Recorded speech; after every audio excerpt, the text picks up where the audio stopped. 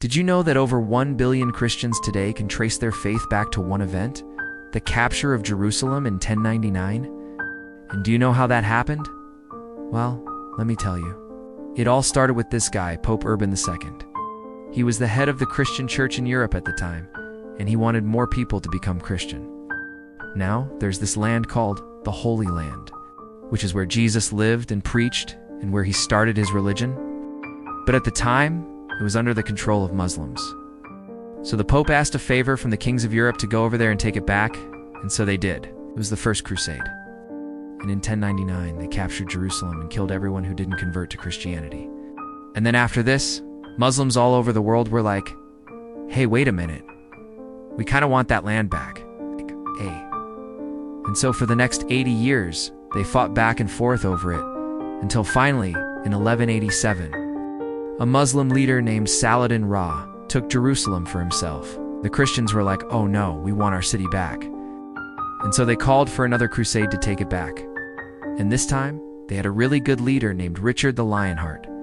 And Saladin knew he was coming. So he spent all his time preparing for the war, built new roads and brought in reinforcements and weapons from all over the Muslim world. Richard's army was huge, had 20,000 knights and 200,000 infantrymen. Now when they met, it was brutal. There were battles and sieges and a lot of death, but in the end, they both realized something. Fighting wasn't really getting them anywhere, so they decided to try something different. Started trading with each other. See, when you trade, you don't attack each other. When you don't attack each other, more of your stuff gets sold, so it was a win-win. And what they traded was really interesting. European Christians got things like spices, textiles, and gold from Muslim merchants, and in return they gave them glass, textiles, and silver. This worked out pretty well for a while.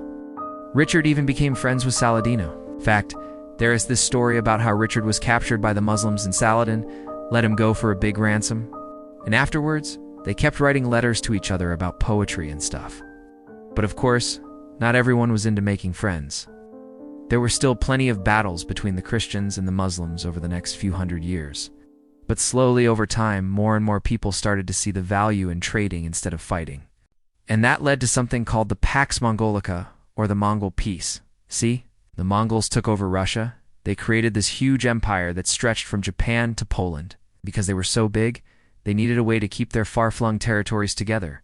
So they built roads and encouraged trade. And this meant that for the first time in history, Europeans could get goods from Asia without having to go through the hot, dangerous lands in between. Instead, they could just head east through Russia. And that made European merchants very happy, because now they could get all the stuff they wanted without having to deal with the Muslims. And that led to something else, the Black Death. See, when European merchants traveled to Asia, they picked up something called the bubonic plague, which is this deadly disease that kills you in like a week. And when they came back to Europe, they spread it to everyone. And within a few years, half of Europe was dead. I think you can guess what happened next. With half of Europe's population gone, the remaining people were desperate for labor.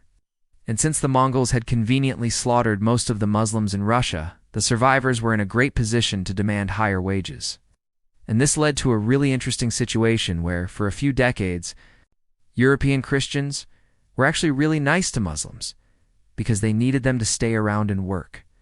But of course, that didn't last forever. Eventually, the Christians found other ways to get labor, and they went back to hating everyone. To learn more about that, check out this video over here.